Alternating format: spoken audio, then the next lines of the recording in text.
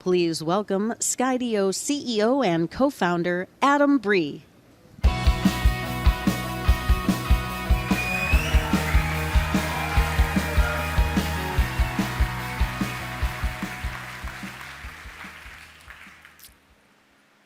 This is such a special thing we all get to be a part of.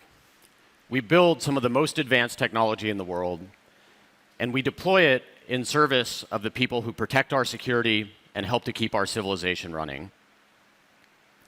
We make flying robots that give you superpowers, help people do their jobs better, help to keep us all safe. Now, we are a hardcore technology company through and through, and we're here today to announce some incredibly exciting new technology products. But the longer we do this, and the more advanced our technology becomes, the more that I've come to appreciate that it's really all about the people. And this group of people in the room here today, all of you, is the most special group of people in the world to me.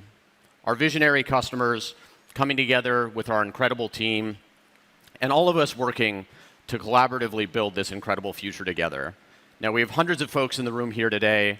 We've got 10,000 more joining remotely. Thank you all so much for joining us. Now, we all met here a year ago with a big question. Could the autonomy technology that Skydio is known for come together with best-in-class hardware to deliver a complete solution for the next chapter of drones in enterprise? And we had an answer to that question with Skydio X10. Now, Skydio X10 delivered a combination of autonomy, sensing, modularity, and versatility that had never existed before in a single platform, let alone a medium-class drone that could fit in a backpack and get in the air in less than 30 seconds. But as I said at the time, what really mattered is what happened next, what you all did with it. And the demand and reception for X10 has been stunning even to us. Now, the metrics tell the story. So here we're going to look at usage. This is flights per week from the date of first customer shipment. We'll start by looking at Skydio 2 and X2 combined. These are both great products. They did amazing stuff out there. We're not showing the y-axis, but trust me, this is a lot of flying. Now let's look at X10. Completely blows it out of the water. At its one-year anniversary, X10 will be our highest usage product ever by a factor of 5x. And across the entire Skydio customer fleet, actually this is just our online systems, so this excludes the government systems, which some of our biggest customers, just the online systems will do 250,000 plus flights this year. What does that really mean? What does 250,000 flights mean? Well, 250,000 flights means 250,000 stories. And I actually think the best way to understand this is not looking at the aggregate statistics, it's looking at the specifics. And so I want to share some of those stories with you here today. Let's get into the details. The details really matter. Let's go to Orlando, Florida, earlier this year.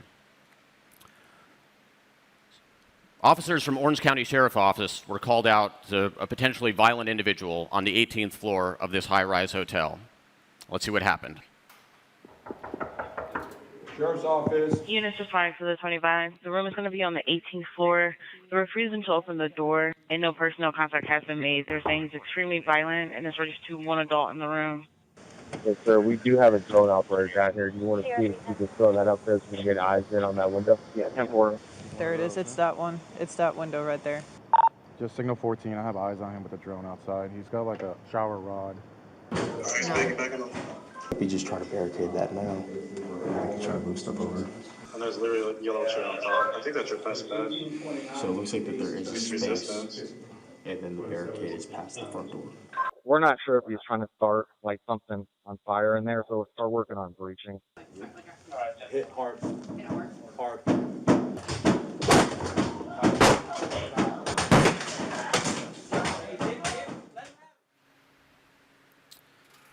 So the most critical moment in that video is actually easy to miss. From the ground, it's impossible to see what's happening in that room. And when the officers were outside the door, they actually couldn't see inside either. But if you notice, they popped up a phone. On that phone, they had a live stream from the drone. So those officers outside the door knew exactly what was happening in the room, and they knew the exact moment that person became a danger, not only to themselves, but everybody else in that building when they were thinking about starting a fire. The officers did phenomenal work. They coordinated a response They entered the room. They kept everybody safer. This is the kind of thing that's only possible with an autonomous drone that can get up there, fly close to the building, and get that kind of real-time information. Incredible work by Orange County Sheriff's Office. Now, to help set the stage for this next story, I want to share a number with you. It's estimated that power outages in the US cost upwards of $50 billion a year. That's why our energy utility customers work so hard to keep the power on, because they know that in the best case, a power outage is just an inconvenience. In the worst case, it leaves critical services unavailable. And oftentimes, power outages are caused by serious disasters when equipment fails. So I want to go to a substation in the US earlier this year where one of our customers was doing a routine inspection with a drone. So first of all, they've got this aerial vantage point, so they're up in the air. They're seeing these bushings on a switch that you couldn't see from the ground. And in the radiometric thermal camera, you can see that 2 of those bushings are actually about 60 degrees hotter than the baseline, the one on the right. And this is indicative of a serious issue. This is the kind of thing that a drone makes easy to detect, and it's the kind of thing that easily prevents a critical failure. Now let's go to Bethel, Alaska. Now, for many of you, Bethel probably needs no introduction, but for those unfamiliar, Bethel is a small remote town in northern Alaska, far away from any critical services, and they have some pretty extreme weather in Bethel. So let's see what they were able to do with the X10. Everybody was on a Teams call and see me live as I was flying around. Back when we had Murdoch, it took a few weeks for us to get any funding. It took a while for images and for the media to actually relay all the incident and all, the emergency to the people who make the decision to declare emergency or not, such as Mike Dunleavy in the governor's office. And with this circumstance, we were able to show him right now, the day of the flooding. So he was able to make decisions within a day of the incident versus a week and a half when we had Murdoch. Time is of essence. The longer we take, the more people can be hurt. The less people, they don't get food, they don't get shelter, they don't get what they need to restart their lives. So you heard him say it there. The X10 transformed what would be weeks or days of response time down to minutes and hours. And there's 250,000 other stories out there like this. X10 is seeing high usage in incredibly high stakes scenarios with incredible impact. We also know that everything's not perfect out there. And earlier this summer, we started hearing reports like this from our customers, where they did a software update and some important things got significantly worse. And I want to use the opportunity here to share a little bit about what happened. So here, we're looking at a chart of wireless system performance. On the x-axis, we have range, so the further away you get, the weaker the signal becomes. And on the y-axis, we have the video quality. And in baseline, we would expect the performance to look something like this. Unfortunately, after our May software update, it looked like this. We introduced some regressions that caused serious pain out there in the field for many of you. This is something that we're ultimately responsible for as a company, that I'm responsible for as the CEO of Skydio. Now, fortunately, our team was able to figure out what went wrong. They wrote some code. We were able to fix it. In August, we got back a little bit beyond our baseline performance. But the fact that we went backwards at all is completely unacceptable. So what are we doing going forward? Well, the most obvious thing, the most important thing, is we are doubling down on testing in our customers' environments. We're scaling up our testing infrastructure. We're getting out there in the field more, and we're also doing a lot of user acceptance testing with our biggest customers so that we can trial new software before we roll it out to the entire fleet. On top of that, we're really investing in automated test infrastructure. So what we're looking at here is an anechoic chamber. So this is a wireless test infrastructure.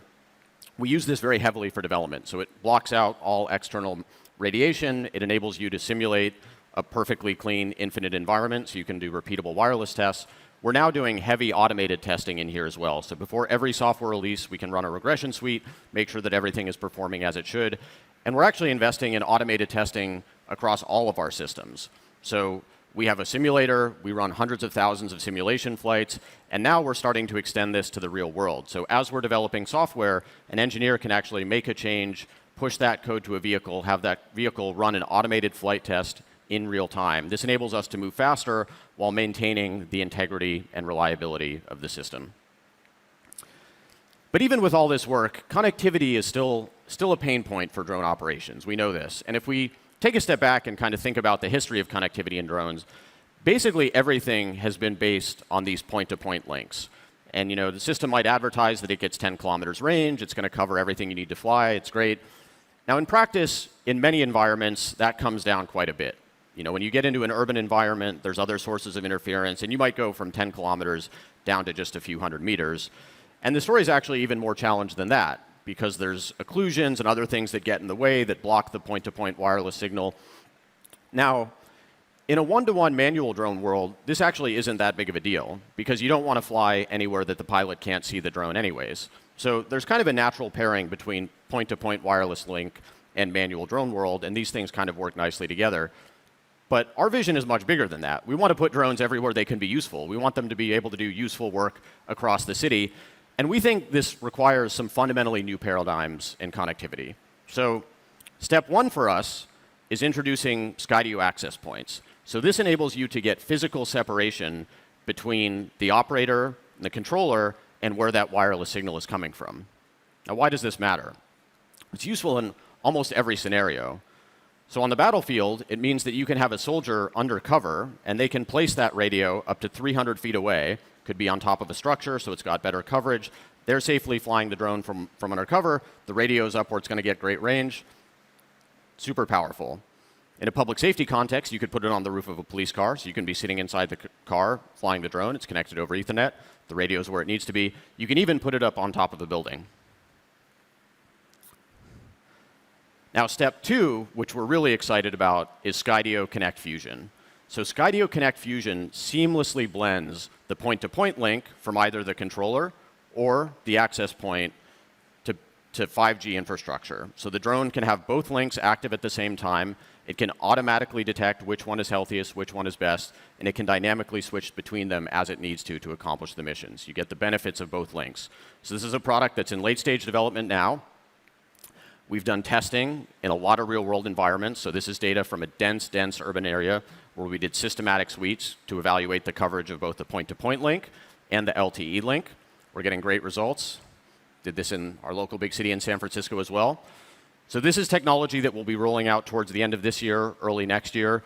The beginnings of this are already available now. You can dynamically switch manually between 5G and the point-to-point link.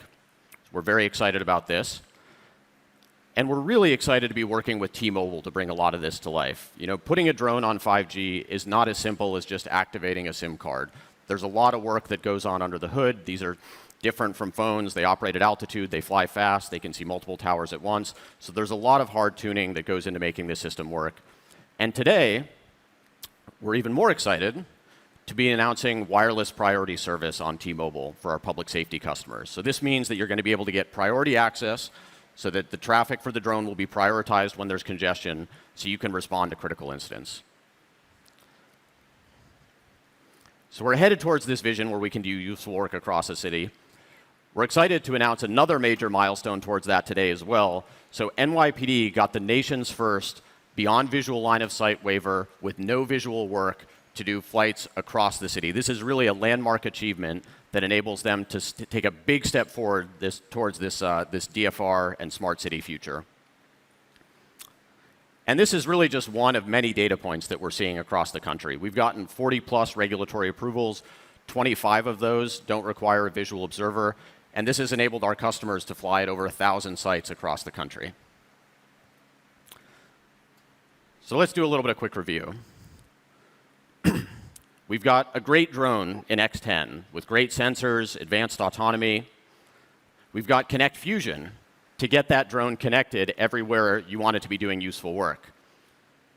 And we're breaking through the BV loss barrier all over the country. There's still a little problem with this picture, though. You still need a person there to fly the X10. They've got to charge the batteries, they've got to be on the ground, they've got to launch it, they've got to land it. In many ways, this person kind of works for the drone. That's not the way it should be. You should have drones out there all the time doing useful work for you. They should be responding to incidents, inspecting your infrastructure. All that data should be fed back to where you are, where you need it. The drone should work for you. This is the future we envisioned. That's why we started Skydio. That's why we bet on autonomy. And that's why we created the dock for X10.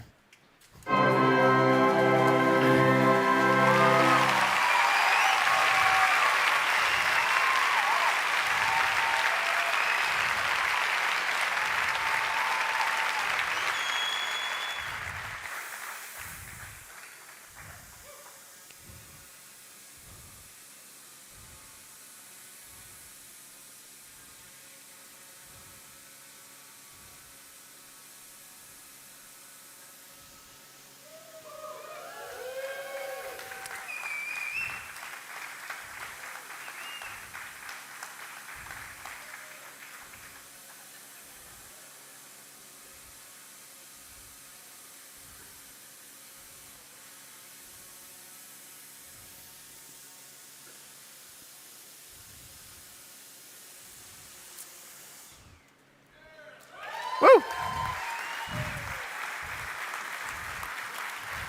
All right, let's see what this product's all about.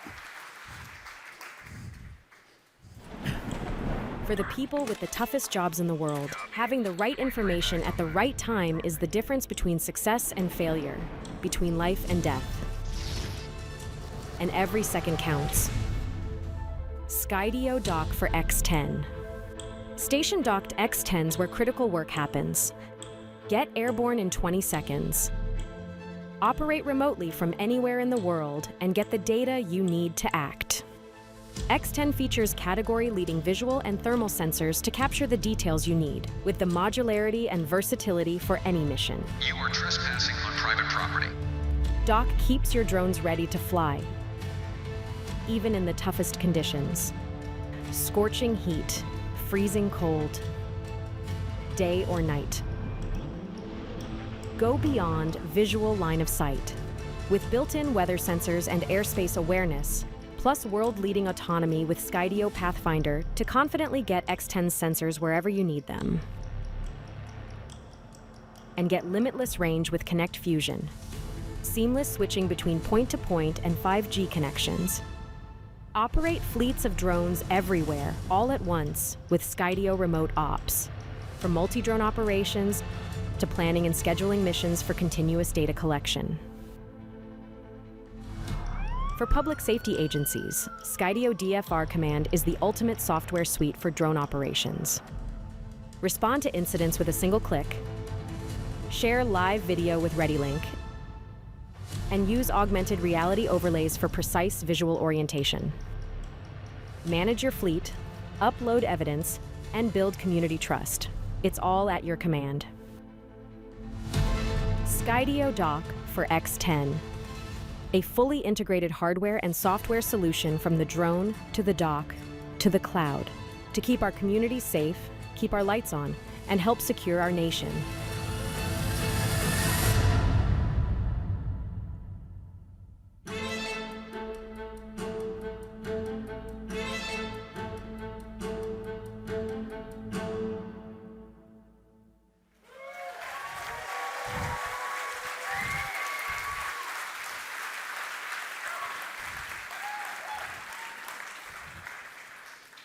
All right, so there are a lot of products to working together to make this happen. You've got the dock, you've got the drone, you've got Connect Fusion, you've got the remote operations software, and then you've got the integrations to get the data everywhere it needs to go. But all of this is really in service of a very simple goal. All of this is about getting those sensors exactly where you need them in as low a friction way as possible to get the information people need to make better decisions and get better outcomes. And the way that I think about this, Dock for X10 is really the world's best automated data capture platform. And really, the number one feature you need to make this work and make it valuable is reliability.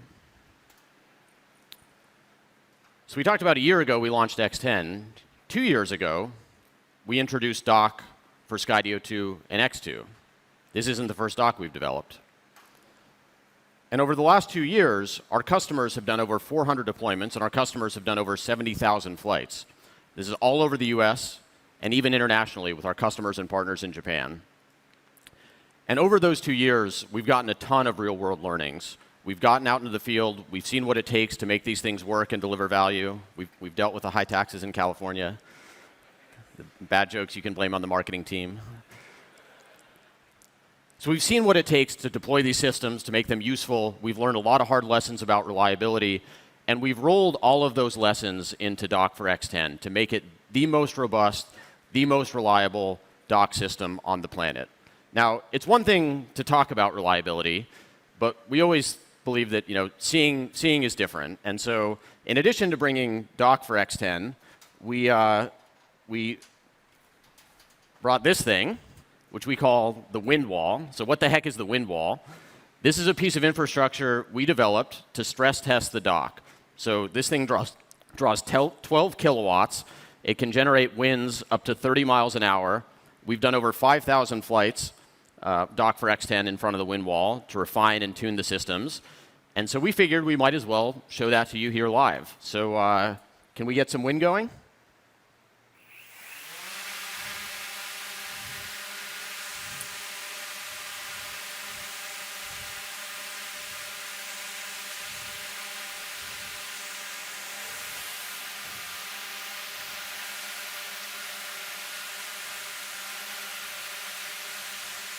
All right.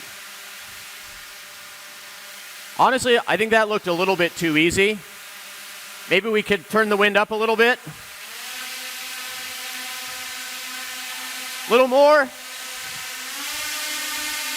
There we go.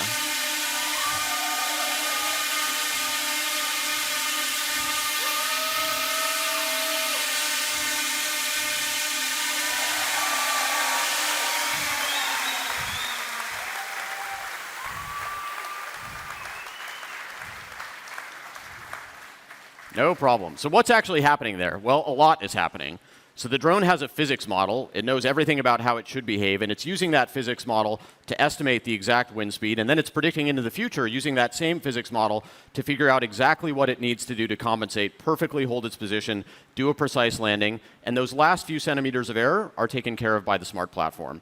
So we know we can deal with wind no problem, but wind isn't the only thing that you're going to have to face out there in the wild. So why don't we see if this thing can handle rain? Can we get some rain here on stage? Look at that, built-in rain. So raining on the dock is no problem. The real question is, can we fly in the rain? So X10 is IP55 rated, so it can fly in light to moderate rain.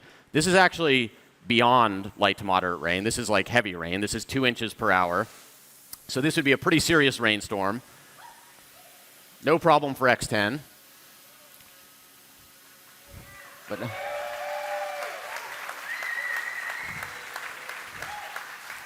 honestly, though, I think the rain by itself also looks a little bit too easy, so maybe we should add in the wind together so we have a real storm going here. Can we turn the wind back on?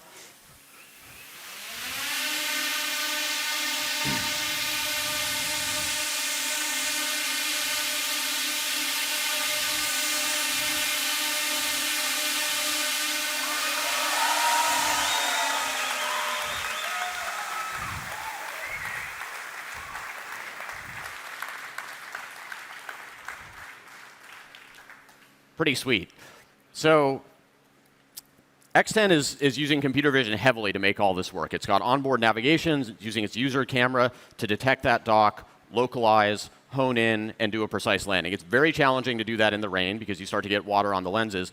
It's even more challenging to do it at night. Now, try as we might, we could not figure out a way to get this tent dark enough to really simulate night during the daytime. So we're going to do the next best thing. We filmed this last night. We'll show you night plus wind plus rain, the ultimate boss level for the dock for X10. And I think we've got a video of that so you can see what this looked like last night.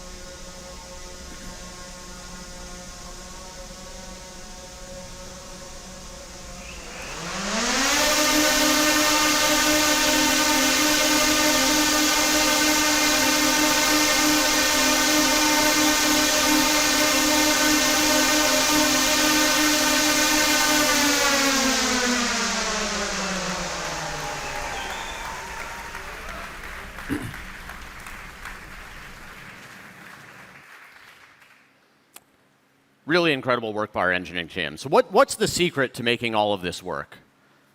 Well, honestly, the secret is there is no secret. There's a million hard problems in here that we've solved over the last 10 years. Everything we've learned from deploying these systems, we've built almost 50,000 drones, shipped them to over 2,000 enterprise and government customers. All the learnings we've gotten from that trickles back to making our systems more reliable. We've also done a ton of hard work on dock for X10. So up to now, we've done 35,000 plus flights on this system. We're continuing to accumulate them at a rapid rate. And we've done a huge amount of reliability testing. So we've taken the dock, we've frozen it, we've baked it, we've shaken it, we've cycled it over and over again. We've learned a huge amount in doing this. But the real key, I think the single most important ingredient, is the tight integration between hardware and software. So we designed the drone hardware, the dock hardware, the software running on both of these devices, the cloud software. All of these things are tightly coupled together such that they're tightly coupled together, they're tuned, they're fine-tuned, they're iterated together to make the complete system work the way that it needs to.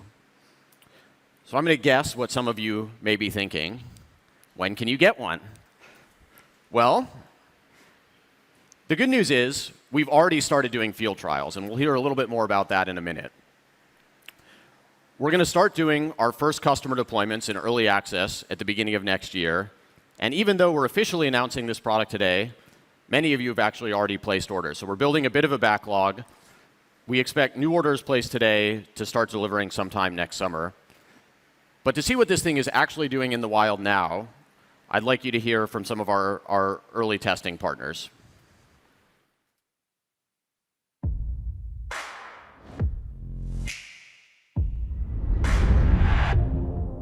To be able to pre-position drones on top of, let's say, police stations, and those drones being able to remotely deploy and operate beyond visual line of sight for drone operations is the game changer.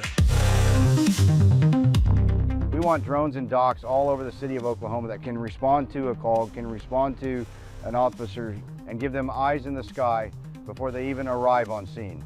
Seeing what the dock for X10 can do up here, I think we're one step closer to making that a reality. You can say, hey, I'm done. You can hit return home with a little icon there.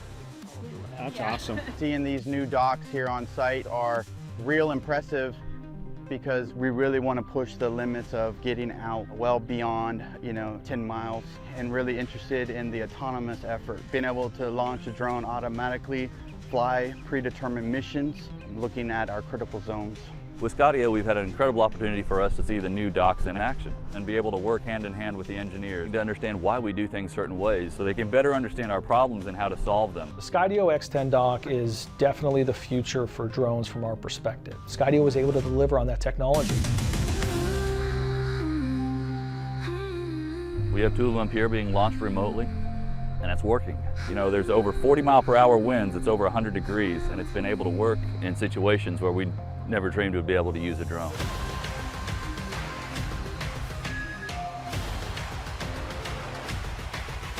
Very impressed with the capabilities of the product. We feel that the opportunities with this type of technology is tremendous, and we're just scratching the surface at this point.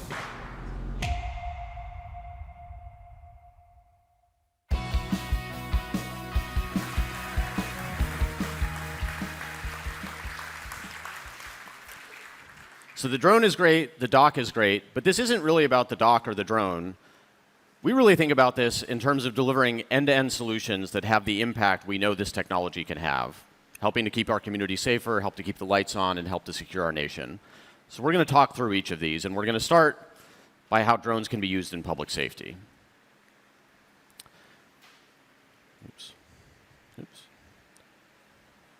So like many of you, I had the chance to see some of the pioneering DFR programs that got stood up 5 years ago. And DFR is one of these things where when you see it, you kind of just can't unsee it. It's such a powerful technology. It's so transformative for public safety. And all of us owe a huge debt of gratitude to the agencies that did incredible pioneering work and a lot of manual effort to stand up and prove out this concept. And ever since we saw it 5 years ago, it's really been a product North Star for us at Skydio. X10 was a major step forward towards delivering on this vision, and Dock for X10 completes the story. So I want to show you how this should work. An event can be detected in a city. You can localize that event with a sensor. That position is fed into dispatch, which goes into DFR software. A drone is launched and can fly itself on scene. The information that drone generates is shared with the people who need it in real time, and they can resolve the situation quickly and safely. DFR fundamentally changes outcomes, and you can see this in the numbers. So these are global statistics. When you get there in more than 5 minutes, the probability of making an arrest is less than 20%. You get there in less than 5 minutes, and that goes up to over 60%. Drones fundamentally accelerate response time. They're also amazing for efficiency. There's a lot of data that suggests that you can clear up to 30% of calls without having to send an officer at all. This is a huge savings. But most importantly, there's evidence that suggests drones can reduce the use of force by up to 50%. This is the single most important number. DFR saves time, it saves money, it saves resources, and it's going to save lives. So the real question is, how do we do this? Well, it's kind of complicated. There's a lot of different pieces that need to come together. There's hardware and software. There's operating procedures that need to change. And we know that there are alternatives out there on the market. We see a lot of these kind of patchwork solutions where maybe you're getting a drone from somebody, you're getting a dock from somebody else, then there's a couple pieces of third-party software, and you're kind of trying to stick them together. There's some holes there that you're left to fill on your own. It can be made to work, but it's just fundamentally not scalable. That's why we created Skydio DFR Command. This is designed to be the ultimate software platform. I know we're excited about DFR Command, but I am too. It's the ultimate software platform to run a DFR program end to end. So we break down DFR into 3 key phases: ready, respond, and resolve. And DFR Command covers all of these. So in the ready phase, it'll show you where all of your assets are. It shows you the health of the assets. But it's also got the integrations to get the data you need in to drive DFR. So integrations with the CAD system to get call time and location. Integrations with body cameras, you know where your officers are. For the respond phase, we've built the world's best remote piloting interface. It enables you to fly and control multiple drones simultaneously. We continue to invest in features under the hood with autonomy to make this useful. So we're today introducing Skydio Pathfinder, which uses building data to find intelligent routes through cities. So not only can it pre-plan paths around buildings, it knows about airspace constraints, wireless coverage zones, and it takes all of this into account to find the safest, best, fastest path to get you where you're going.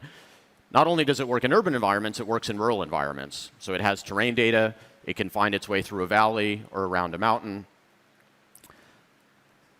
A key part of responding is getting the real-time information to those who need it. So ReadyLink fits perfectly into this story. You can use the QR code or the link that's generated. You can share it with anybody who's going to benefit from this live stream. This is one of our most popular features across public safety. But the work isn't done. In the resolve phase, all that data you generate is automatically uploaded to your evidence system. And we're also building features like a transparency dashboard that enables you to build trust with your community by showing them what you're doing with your drones and the impact that it's having. So let's take a look at DFR Command in some representative scenarios. So these are illustrative, but you can see that you get these predefined zones that you can put into the software. So these group together relevant assets. They show you where drones are. They show you the state and health of the fleet, group together incidents. So here we're looking at Oklahoma City, where they've mapped them to their divisions. We can look at a more rural deployment. So this is Pasco County, Florida. So this is a larger operating environment. Here you might put some docks around your more populated area, but you could also merge this with a patrol-led DFR model with drones launched out on patrol in the sparser populated areas. All of this nicely integrates together. If we wanted to look at a more local example, we could go to San Mateo County. So here we're seeing their districts. And we might as well go more local than that. So here we are in DFR Command in Seascape, California. And it looks like we've kind of found ourselves in the middle of a real-time crime center. So we have Fusus by Axon up here. We've got Officer King. He's got his body camera live streaming into Fusus by Axon. And the data from that body camera is actually being fed into DFR Command. So his position is going to show up in DFR Command because that could be a really helpful, relevant signal. So, let's see what's going to happen here in Seascape. Looks like we might have a stolen vehicle, so this is another alert coming by Fusus. And fortunately, we've got Officer Deepu John here. So, Got him. Let's see what we can do in DFR Command. Yeah, it looks like we have a hit from the ALPR here at Seascape Resort. I'm going to send a drone out there and coordinate a response. So you'll notice on the left, we've got the map. The location of that incident is being rendered by the red icon, the flashing red icon. The location of the dock is in blue. It's about 20 seconds from when this incident comes in to when we're launching the drone. So this drone's getting airborne right now. 2 Charlie, good morning, DFR Command. I see that you're responding to the ALPR hit. I'm sending DFR-1 out to your location. So not only is the location going to show up in the map, it's going to show up in augmented reality in that live video feed. This gives you exactly the context you need to see where you're headed. 2 Charlie, we're about 10 seconds out.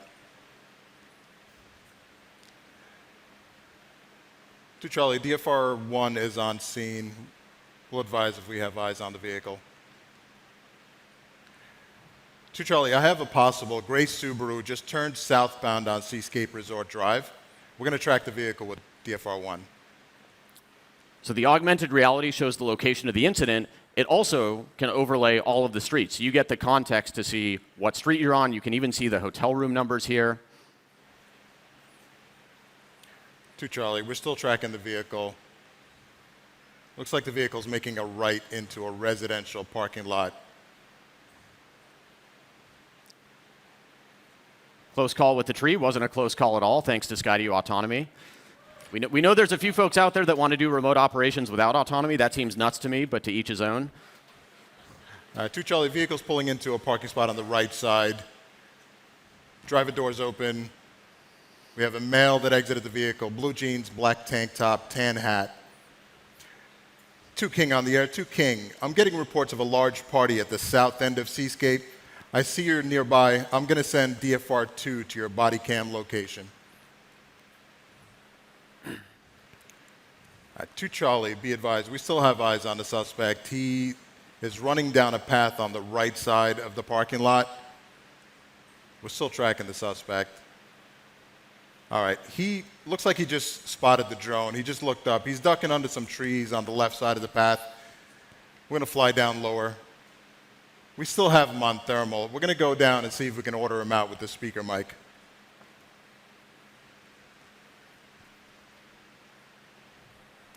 This is the Metropolitan Police Department. We see you with the drone. Walk up the hill and towards the officer with your hands up where we can see them. Busted.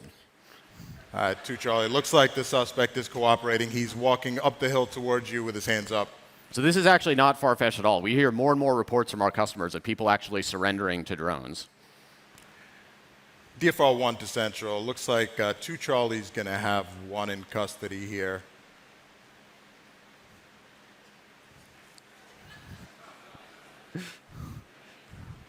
All right, 2 Charlie, if you're good, I'm going to send DFR1 back to base, and we're going to start the automatic evidence upload.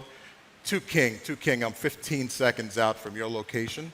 I see the tent. So we've got 2 drones in the air now. So there was a noise complaint somewhere on the south side of Skyscape, and we're using augmented reality again to render the location of that body camera. So that blue pillar is the location of the officer on the ground, Officer Brian King. 2 King, we're arriving on scene now. We see the tent. I'm going to fly down a little bit lower so you can get a better look. Yeah, 2 King, you can disregard this. This looks like just a pretty cool gathering of industry experts.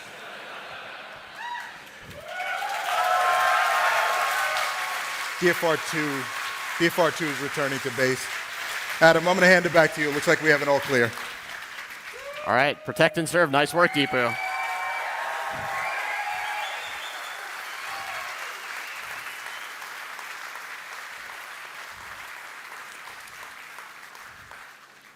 Pretty amazing stuff. That was all live. All this stuff's integrated. It all works together. We flew 2 drones at once. We responded to 2 incidents, all managed live from right here on stage. You mentioned this, but it's kind of, it's subtle but important point. So all the evidence we just generated is going to get automatically uploaded. And we're also introducing a new feature, which is the Skydio watermark. So we know having watermarks on body cameras is incredibly valuable. It gives you the timestamp, gives you the time, location, goes into evidence, you can synchronize it. So now the drone can do the same thing. You can line it up with the body camera footage, tells you what sensor was active, everything you need from an evidentiary perspective. So we're fortunate to work with a lot of incredible pioneering customers, but one of the most special to us is the Oklahoma City Police Department. And I'm really excited today to welcome Captain Jason Bussert from Oklahoma City to the stage to share a little bit more about their program.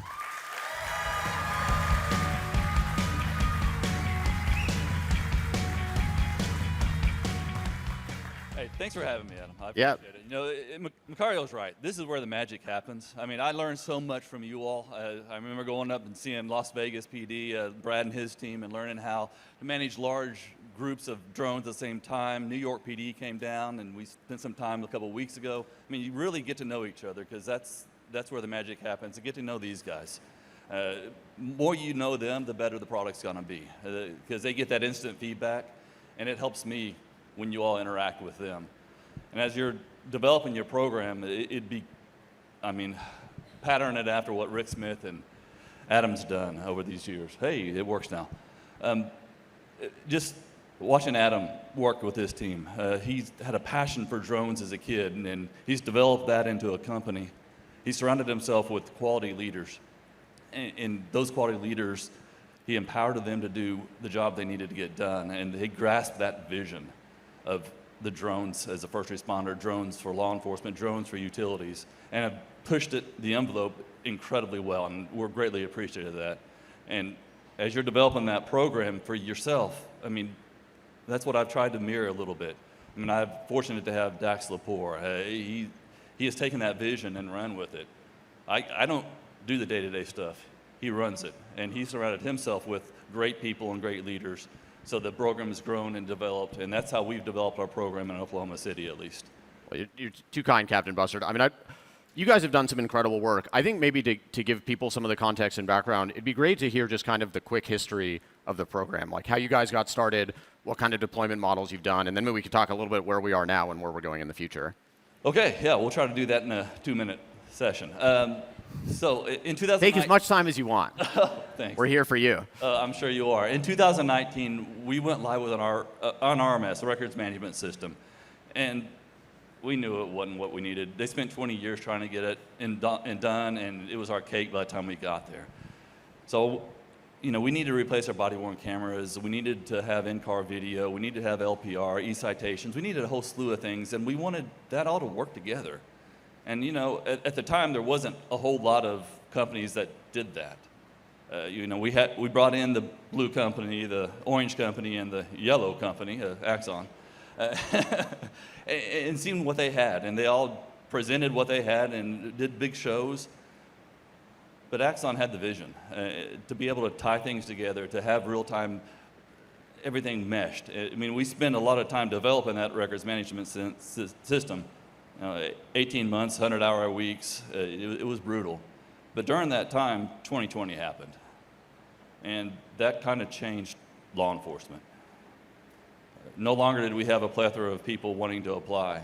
We were 200 officers down. So looking at how can technology help law enforcement, I looked around and looked at different things that I could spend money on, and drones obviously was the answer, the force multiplier. But how to do them and how to do them in Oklahoma City when you're short of manpower. And Chula Vista was a great model starting out. But that requires 2 people. A person on the roof and a person flying the drone. And we didn't have people. We had 0 people. I said, man, that's not really going to work. A great model, and it is very efficient and effective, but we didn't have the manpower to support that. And then we looked around and said, okay, what else is out there? You have drone units where, they're specialized people to fly these drones, great pilots, but they take 20 or 30 or 40 minutes to get on scene, and we're 620 square miles, so that's difficult. So I really want to put these drones in the hands of the people who are there on scene and enable them to be able to fly it, but I was nervous about that because, well, these are inexperienced pilots. Sure, we have some Black Hawk pilots and Apache pilots that are part of our program, but we also have people who've never flown a drone getting these drones and using them. So I didn't have a good idea of what to do, and fortunately, I've known Matt Mursky for several years, and when he was with other companies, I worked with him, and we developed a nice, trusted relationship, and he said, Jason, I got something for you. You won't believe this. It'll blow you away, but I have a drone that you can't crash. I promise you, it'll work. And I said, nah, you gotta be kidding. And he did, he brought it, and we pulled a girl out of the academy, a farm girl. I'm sure she had a flip phone. It could not use technology to save her life. But a fabulous person, don't get me wrong, and said, hey, fly this. And she said, what are you talking about? I don't know how to do that. And she took the controller, and she was able to fly it. And we said, crash it. Crash the drone. And she's like, you're kidding. No. I said, no, I want you to see you shatter that drone. I don't believe this guy. I want you to see you destroy this drone. She said, okay. And she tried. She tried flying into a tree. She tried flying into windows. She tried flying into buildings. Couldn't do it. I said, all right, you've sold me. And so from that point on, we developed the drone program. We rolled that into our Axon contract. We got 16 drones, so we had one drone on every shift at every division, available 24 hours a day, 7 days a week to respond to any call in that area. So they're there that quick, that fast, and doing the job they needed to do to save our officers and save our citizens. It's great stuff. Really fantastic work. Now you guys, I know you guys are also interested in DFR. We were really lucky to get to partner with you to deploy early version of the dock. But I understand that you're also doing some DFR operations very recently. Can you share a little bit more about what you've done the last couple of weeks? Sure, yeah. We have the State Fair every year, and it's a great event. About 1 million people show up every year. So we, as a technology person who looks over and sees what's working, what's not working, it's a great environment sort of to see year to year. It's the same number of days, 11 days, same location, same time of year, same number of people. So you can compare year to year to year what works and what doesn't work. And so this opportunity we had to fly X10s this year was great. I mean, we hand launched because obviously we didn't have the docks yet. And we had 3 drones that we kept flying. And there was times that, we would fly out in the parking lots with a night sense. We see people, you see them wandering in the parking lot. They're not walking to the gate. You know they're doing something weird. They're not doing what needs to be done. And we light them up. And all of a sudden you see them go poof, and walk away, walk to their car, get in their car, and drive away.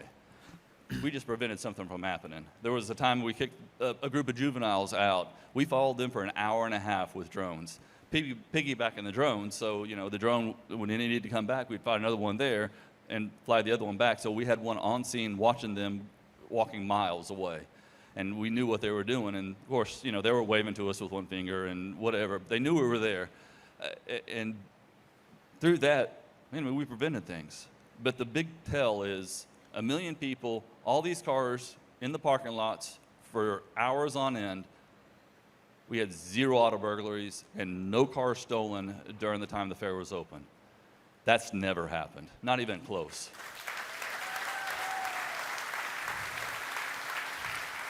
All right, well, Captain Busser, thank you so much for joining us here today. We're incredibly thankful to be working with you, and we can't wait to bring DFR to OKC. Yeah, appreciate it. Thank you.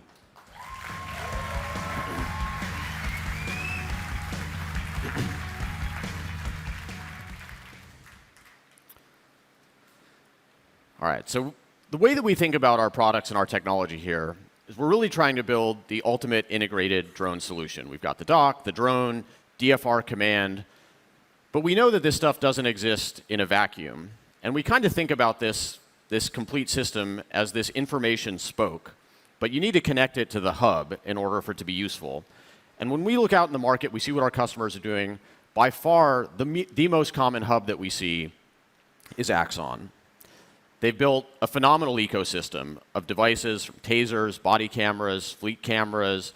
They've got a great ecosystem of software to aggregate this data, make it useful, integrate it into your operations.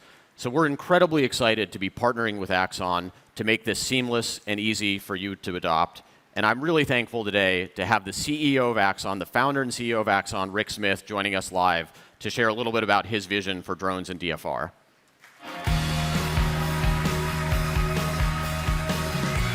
Appreciate it.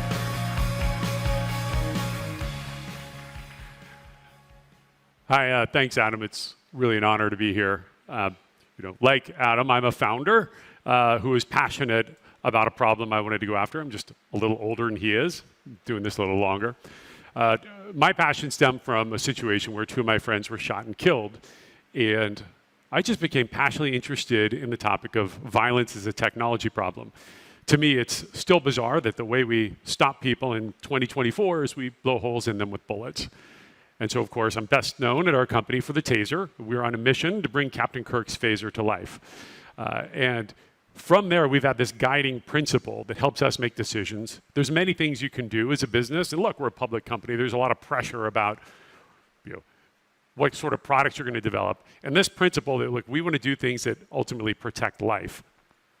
And in fact, 2 years ago, we distilled that down even more specifically to we want to work on things that are going to have a measurable impact and that inspire our teams and our customers and our partners. Like, what if we could achieve something that would change the world? And so after a fair amount of analysis and really think about this, we announced our moonshot. Basically, this idea, we believe we could cut gun-related deaths by 50% over a 10-year period in policing. Now, I want to be really clear. This is not a critique of police using lethal force. It remains the most reliable way to stop a threat. This is a critique of us, your technology vendors and ecosystem. We need to give you better tools. And we came to 50%. But I personally read hundreds of OIS officer-involved shootings and officers that were shot and killed. And we want to bring both of those numbers down. Now, of course, we started with this from the perspective of, what if we gave better, less lethal weapons so you wouldn't have to resort to lethal force as often if we gave you more range and it worked better? And that's a big part of this. However, if we really want to stop this, we've got to take a holistic view. No one single tool is going to do it. And one thing that shocked me as I read through all these lethal force incidents, 90% of them, 9 out of 10 times an officer uses lethal force. And the moment they choose lethal force, it's because they are personally at risk.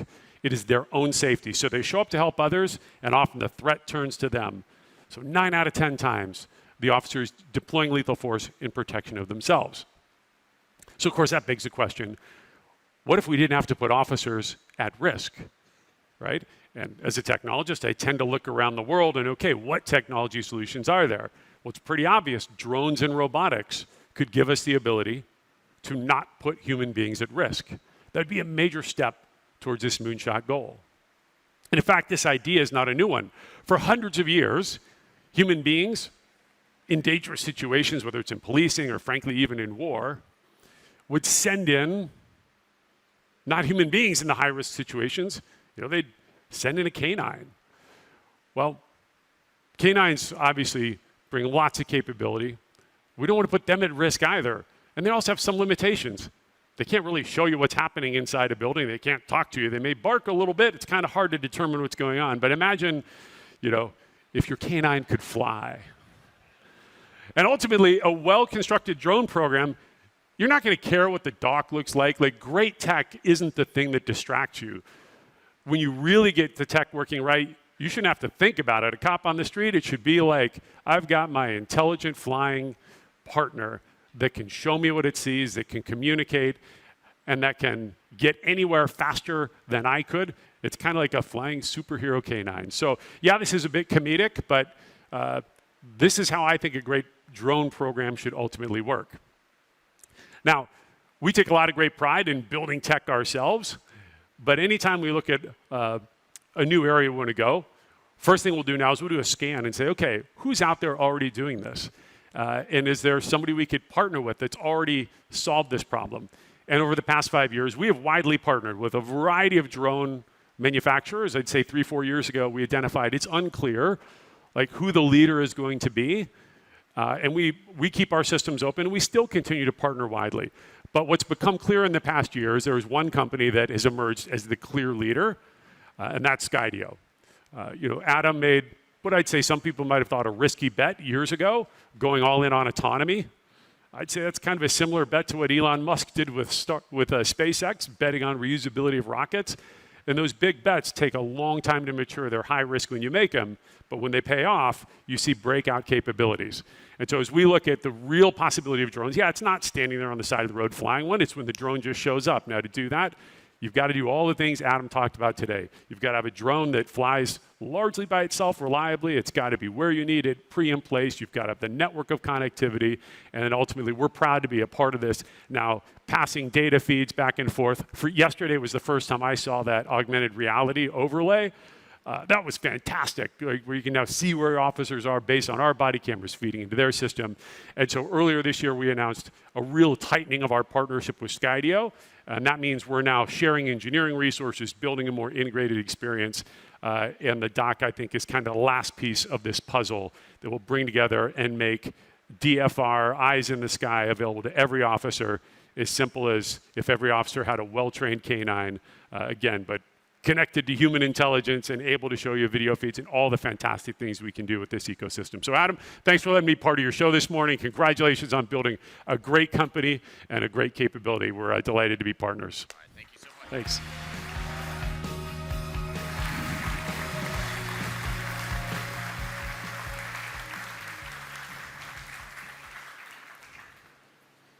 So Skydio and Axon together, we've got the complete integrated solution to bring DFR to life.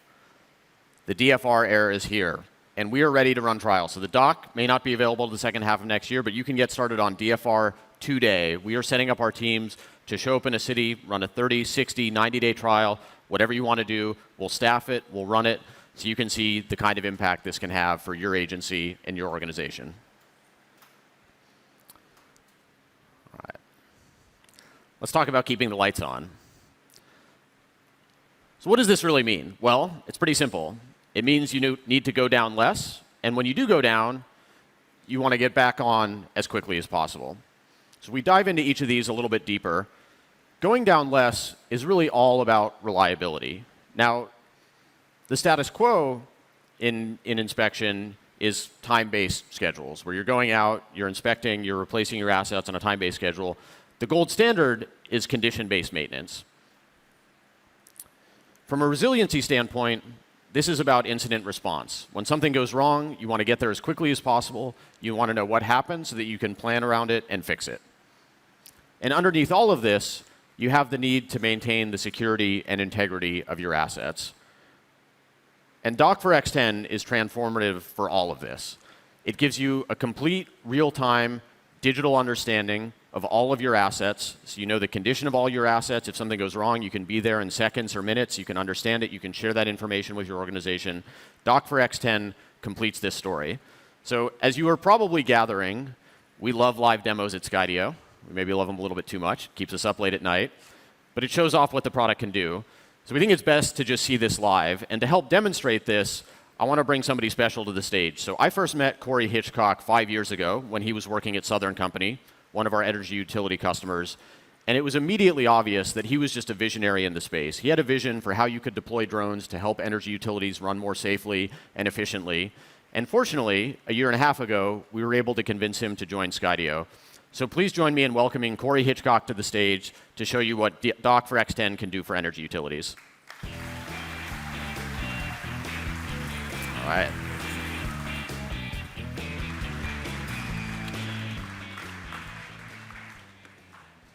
All right, hey everybody. So backstage, I was building this 3D model or 3D mission, but I got a request to gather some data from one of these breakers. It's going to be breaker Charlie Bravo 850. We're at an energized 345 kV substation in Corpus Christi, Texas. It's an AEP station. And we're going to go grab a counter reading, something pretty difficult to do off of this breaker. The distribution control center wanted to know what that counter reading was and make sure that it was good. So we're going to start this mission, and we're going to grab the counter reading from a prearranged mission or pre-planned mission, and then this is definitely live, so it may take just a second to get the aircraft ready to go. We are going to grab the mission one more time.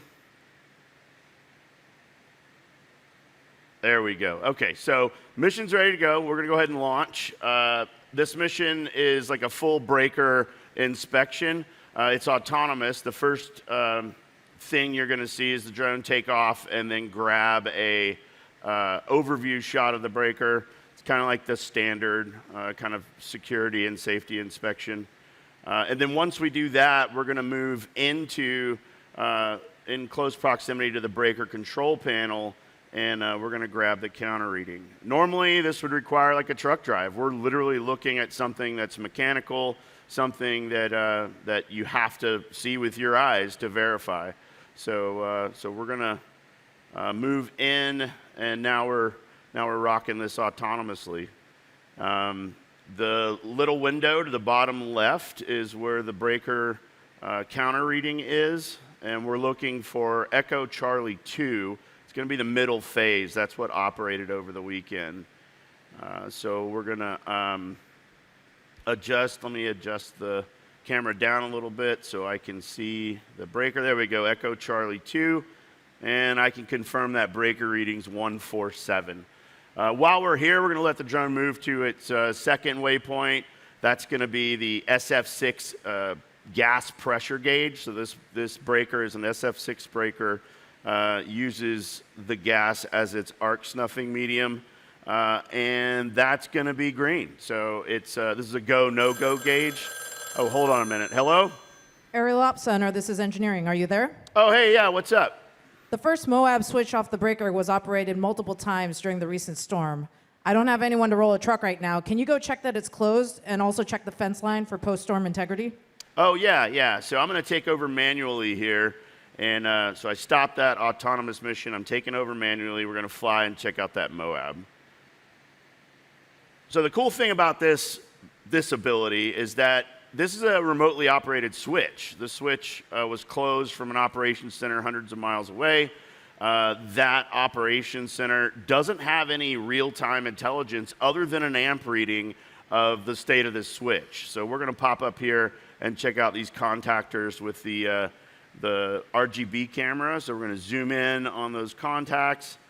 All right, we can see the contacts. I don't see any discoloration. They look closed good, and I can see some electrical joint compound there in the paddles. So that all looks good. We're going to back out and check it with thermal and see if there's any delta across the three phases.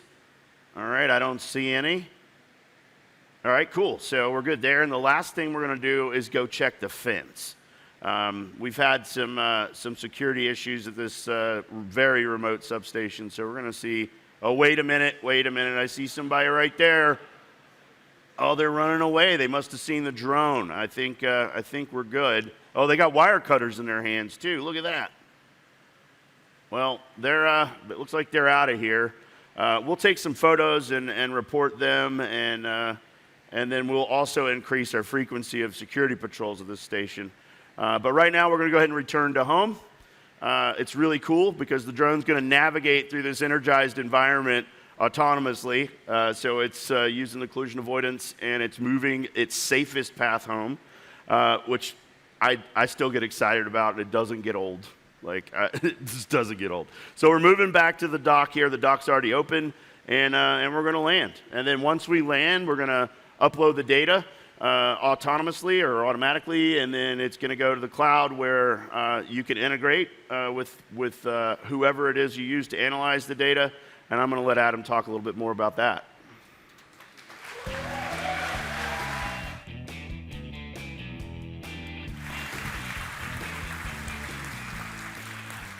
Love those live demos. All right. So Corey set it up there. The question is, what can you do with all this data? We don't just care about capturing it. We want to deliver the complete end-to-end solution. And this is another area where partnerships are having a real impact. So we've got 5 amazing technology partners that can ingest this data. They're using Skydio Extend to get the data very quickly into their cloud systems. And they're building an incredible suite of AI analytics. So they can detect damage. They can see the health of the assets. They can monitor the health of a solar farm. So all of these folks are here today. I highly recommend you go out and check out their visualizations and the kinds of insights that they can deliver with the data that you generate. So we know this is a journey. We have customers that exist everywhere on the spectrum. We have folks that are just getting started giving drones to their frontline staff. We have folks that are doing remote operations. And I always like to say the future's here. It's just not evenly distributed. We have customers that are already starting to experiment with central digital monitoring. As a company, we're set up to work with you across this spectrum. We can get you started with frontline inspection, and we can also go all the way to central digital monitoring. All right. Let's talk about securing our nation. So usually when people think about drones in the context of defense, you think about frontline use. You think about soldiers putting these things in the air to get better information on the battlefield. And that is super, super important. We're going to talk more about that in a bit. But national security actually starts well behind the front lines. The US has over 750 military installations covering 27 million acres. 2.3 million people live and work on these facilities around the world. We're really talking about hundreds of small cities all over the world. And securing these facilities is extremely challenging. You don't have to look very far to hear stories of bases being broken into, things going wrong. And in the best case, this is just incredibly expensive because you have to shut the whole base down, they go onto high alert. In the worst case, it can lead to the use of force and unfortunately really bad outcomes. So In addition to this, a lot of the assets that live on these bases are at historically unhealthy low levels. These things falling into disrepair. And we know that these are applications that drones can help with. There's all kinds of useful things you can do with dock drones on bases. So the most obvious is perimeter security and control. I think this is so obvious that it's just an inevitability. I can't imagine a future where we don't have dock drones helping to secure the perimeters of our military installations. And there's actually a lot of parallels here to drone as first responder. So all the technology that you saw for DFR maps almost perfectly to the kind of security operations that you would want to do on a military installation. In addition, you can use that same asset, that same dock drone, to inspect ships. They can inspect planes. They can inspect other infrastructure on base, so every building needs to be inspected. A lot of these bases have their own power generation and transmission. Those assets can be inspected. Same thing you saw with the energy utilities. You can also use them to count inventory. So there's all kinds of great stuff you can do with a dock drone on a military base. But everything we've talked about today so far assumes that you have access to the internet. It's an online architecture. You've got the drone connected over 5G or LTE. You've got the Skydio remote op software running in the cloud, and this has a lot of benefits. It means that you're leveraging all the investments that we've made into security, the security investments of our cloud partners. It's low cost, low friction. It's the right answer for almost all of our customers, but we know it's not going to work for many of our government customers. A lot of folks face pretty onerous restrictions in the kinds of software that you're allowed to buy, how you're allowed to deploy it. And those restrictions exist for good reason, because they operate with extremely high security postures. These are very sophisticated customers who can manage and run their own infrastructure, and they operate in austere environments where they need flexibility. So that's why we created this local network architecture. So this enables you to do everything you just saw with dock and remote operations, but in an offline context. And there's 3 key ingredients here. So the first is X10D. X10D is the version of X10 that's designed to not depend on the internet. So it can be completely offline, or it can just connect to a local network. Dock for X10D is the parallel to that. So this is a dock that's designed to operate offline or on a local network. These can use different radio links. We recommend getting started with Skydio Connect SL. And then the final piece is being able to deploy Skydio remote op software on infrastructure that you control and manage. And we've been investing in this architecture over the last couple of years. We've actually been into the field and we've deployed it with some of our customers. So we've gotten the chance to bring some of these use cases that we've talked about to life in actual field operations, and we've gotten some incredible feedback from our customers that helps us develop it, but also has helped validated that there's real value here to be created. Skydio drones are also already doing asset inspection. So Skydio drones are being used by Lockheed Martin to inspect the C-130. We have drones out there that are being used to 3D scan our naval vessels. This is another one of these ones that's so obvious it just has to be the future, where you can put a drone in the air, you can get a complete digital picture, you can see rust, you can see the health of the asset. We've got partners that are doing great work on this, automatically detecting damage.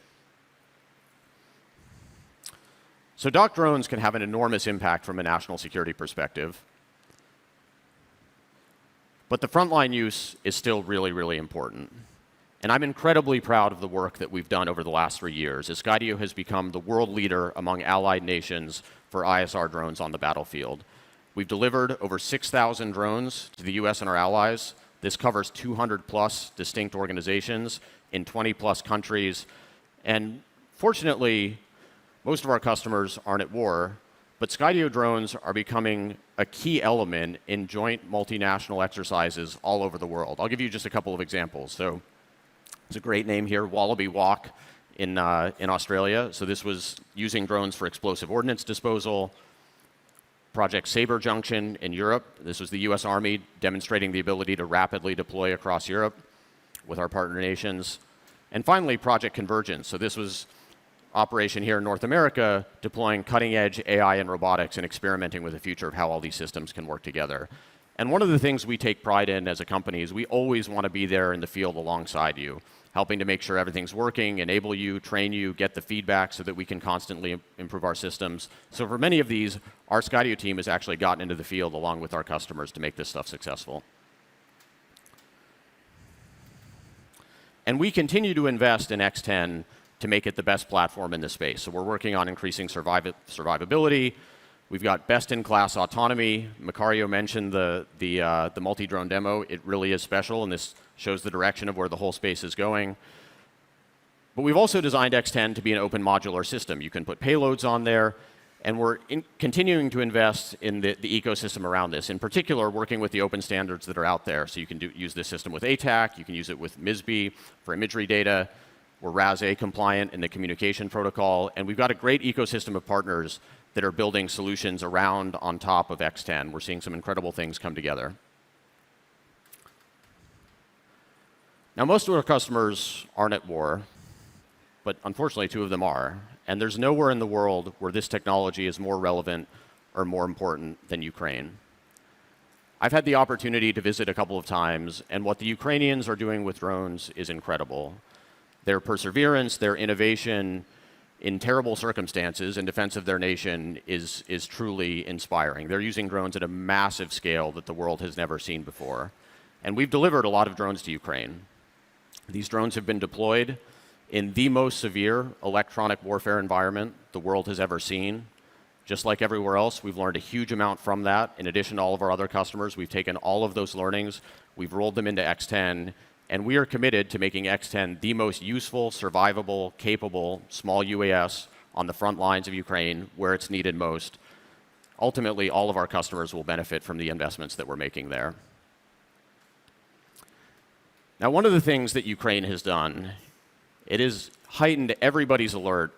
Where are drones made? Where are they coming from? And who ultimately controls them? Now, as that has happened, a lot has been said and written about the US drone industry. The relative strength, their weakness, the competitiveness.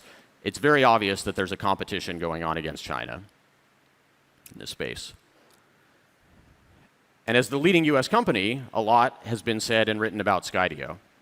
It has not escaped our attention that we've picked up a handful of very vocal critics over the last couple of years. And one of the themes that comes up enough that I want to address it head on here today is the competitiveness of the industry, and in particular, this idea that Skydio is lobbying because we're not competing on our products. So yes, we're going to dive into this. So I want to take a little bit of a step back. Let's think about where this industry has been and a little bit about where it's going. So these things started off looking like consumer toys. You know, you give your kid a quadcopter, they fly it around on Christmas Day, it's great. But there's just no question now that this is essential technology for our most critical industries. We've seen it here today, we see it out there in the world, and as important as drones are now, they're only going to become more important because we're still living in this kind of one-to-one manual world where you might have one operator flying one drone, you've got one drone per 1,000 soldiers. We're headed to the opposite of that. We're headed towards a future where one person can command and operate 10, 100, 1,000 drones. Now, to accept a future where we're dependent on our geopolitical adversaries for technology this critical would be completely insane. And that's not a Skydio opinion.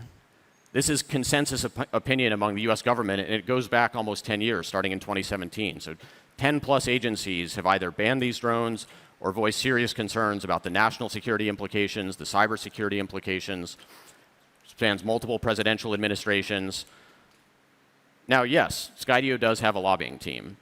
When we speak up on this issue, we believe in long transition periods, funding to help ease the pain for customers that have built programs on Chinese technology. But I'll tell you, most of what that team is focused on is budgets for our customer to build and scale programs. In fact, the example you saw from Bethel, Alaska earlier, that was supported by a grant that we advocated for along with our customer. And then we're also working on the regulatory frameworks that make drones more useful in more places, like the waiver that we were able to get in partnership with NYPD. And our competitor outspends us by a factor of 4 in lobbying. And something tells me when they're lobbying, they're probably not lobbying for customers' budgets. But the truth is, this is a much bigger issue than just the 2 of us. This spans every critical industry. It spans telecommunications equipment, chips, social networks, cars, raw materials like steel, ports, cranes. It really doesn't matter what Skydio or DJI has to say. This is a global issue. It's about competitiveness. It's about national security. And it's starting to take on an air of inevitability. But the inevitability doesn't mean it's not painful. You know, there's people out there that have built businesses around and on top of Chinese systems. They're proud of the work that they've done, and they should be. There's nothing wrong with that. But I can tell you where our focus is. Our focus is on the future, and we believe the potential of this industry is 10x where it is today. I really believe we're still in the first or second inning. We can create a world where we have 10x the impact, we create 10x the value, and we're trying to build as big a tent as we possibly can for that world. We've got 20 plus Skydio resellers or technology partners here today. We've got 2,000 customers around the world. We've got hundreds of other partners that we're working with all over the place. And the thing that we're most focused on is the products and innovating to build this future. We've talked about a lot of this here today. We announced Dock for X10, Skydio Connect Fusion, Pathfinder, DFR Command. These are just a few examples. We're pushing the state of the art as fast as we can to pull this future forward. And we know everything's not perfect. We've talked about that here today as well. Sometimes innovation is 2 steps forward, 1 step backward. When we make a mistake, we're going to fix it, we're going to find it, we're going to figure out what went wrong, and we're going to do everything we can to make sure it doesn't happen again. Is Skydio the underdog? Yeah, I think you'd have to say that we may still be the underdog. I think the US may still be the underdog. But from a historical perspective, betting against US innovation in aerospace is a losing proposition. That's right. This is the country that invented the airplane. This is the country that ramped aircraft production to help win World War II. This is the country that broke the sound barrier, put a man on the moon. After we were originally behind in the space race, we caught up and won, got to the moon first, pioneered commercial space flight, commercial space travel. Now, the future of aviation is about electrification and autonomy, and the leading edge of electrification and autonomy is drones. The leading edge of drones is dock and remote operations. This is the future right here, and the stakes are high. We have an opportunity to keep our community safer, help keep the lights on, help to secure our nation. And ultimately, it all comes back to the people. And I can tell you, when the people at Skydio wake up every day, we're focused on making our products better and making you more successful. It is such an honor for us to partner with you on this journey. Thank you so much for joining us at Skydio Ascend, and I can't wait to see you out there in the field.